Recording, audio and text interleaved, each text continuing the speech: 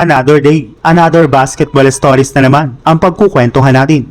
At ngayon nga ay pag-uusapan natin ang balitang lumaki na nga po ang conference ngayon ni Brandon Podziemski at ang balitang jackpot na nga po ang Lakers sa third seed sa Western Conference.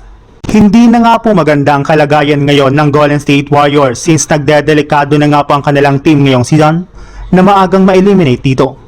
Pero sa kabila nga po niyan ay may ilang mga magagandang bagay para naman nga po ang nangyayari ngayon sa kanilang team. Katulad na lang ng nagawang 30 points performance ni Brandon Podziemski sa kanilang game kahapon laban sa Sacramento Kings.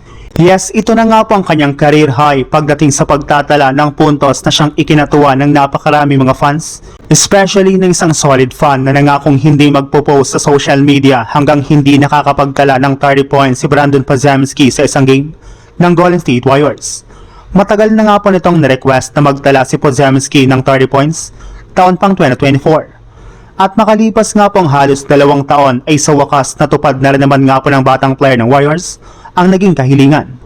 Bukod rin nga po dyan ay mas tumaas na rin naman nga po ang conference ngayon ni Podziemski na makakapagtala pa nga po siya ng mas malalaking puntos sa mga susunod na game ng Warriors.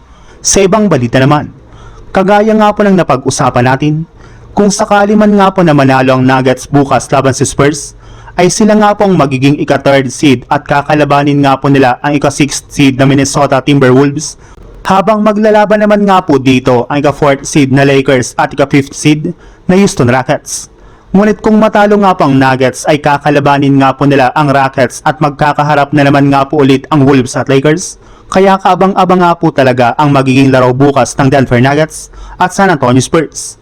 Pero base nga po sa pinakahuling inilabas na balita, mukhang wala rin naman nga pong balak pa ang Nuggets na maipanalo ang kanilang last game matapos ibalita na out na naman nga po ang halos lahat ng kanilang mga key players maliban kay Nikola Jokic.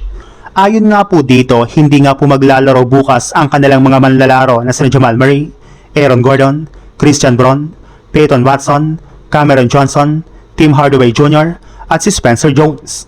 Kaya dyan pa lang ay plano na nga po talaga ng Denver Nuggets na magpatalo sa kanilang last game at ibigay na lang sa Lakers ang ika-3rd seed sa standings ng West.